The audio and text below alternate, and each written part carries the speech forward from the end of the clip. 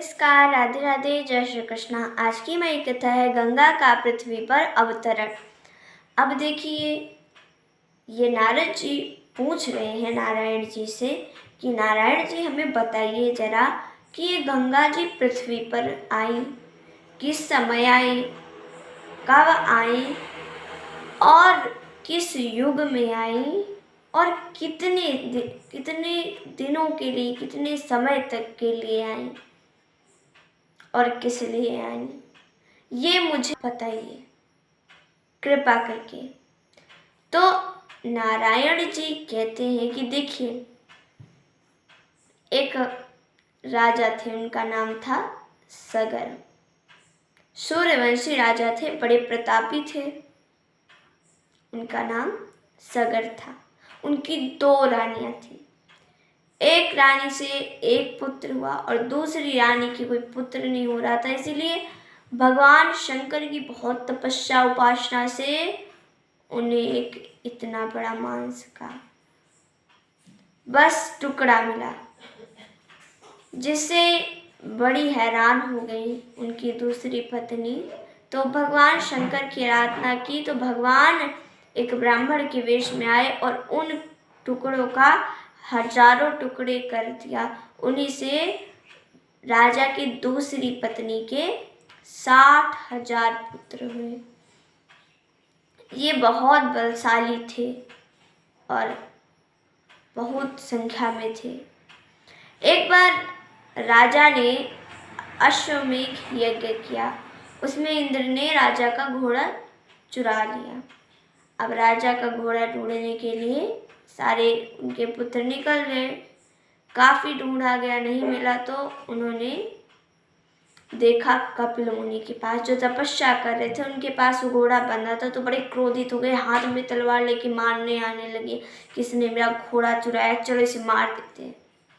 लेकिन कपिल मुनि ने आंखें खोली, ये सब भस्म हो गए। तो राजा के पहली पत्नी से जो पुत्र था वही बचा, तो वो बड़े दुखी हुए। तो उन्होंने अपने भाइयों को तारने के लिए तपस्या की, पर वो काल के मुख में चले गए। उनके बेटे हुए, उन्होंने भी तपस्या की बहुत ज़्यादा, पर वो भी समय आने पर काल के मुंह में चले गए। और अब उनके भी पुत्र भगीरथ जी तपस्या करते हैं, इससे प्रसन्न हो जाते हैं भगवान श्री कृष्ण और कहते हैं कि मैं गंगा को भेजूंगा और ये तुम्हारे कुल को तारेगी।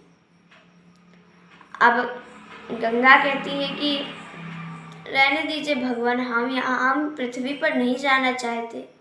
तो भगवान कहते हैं सरस्वती शाप दिया था।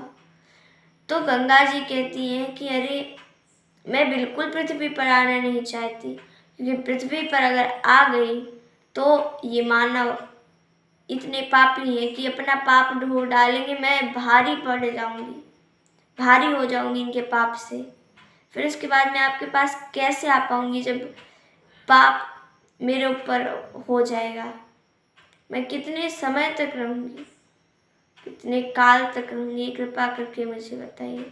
भगवान ने कहा कि अरे गंगे, चिंता क्यों करती हो, बिल्कुल चिंता न करो। अरे पापी जन तुम्हारे जल से अपना पाप धुलेंगे और वो पाप तुम्हारे ऊपर आ जाएगा, हजारों लाखों पापियों का पाप। लेकिन अगर एक भी विष्णु भक्त, एक भी मेरा भक्त, मेरा एक भक्त अगर उस जल से स्नान कर दे, सारा पाप खत्म हो जाएगा तुम्हारा। इस प्रकार कहते हैं और तुम कलयुग तक रहोगी, कलयुग के अंत तक। उसके बाद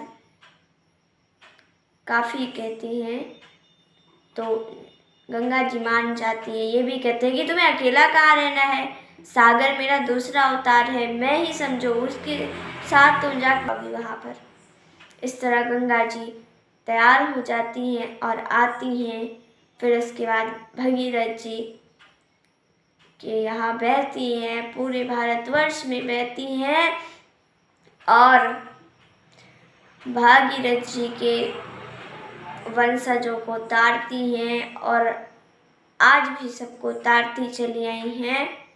गंगा साफ करने के लिए काफ़ी लोग परेशान हैं, लेकिन उतने ही लोग फैलाने में कूड़ा। तो हमें गंगा माँ को स्वच्छ बनाना है। तो आज की कथा हमारी यहीं समाप्त होती है। धन्यवाद। राधे राधे। जय श्री कृष्ण।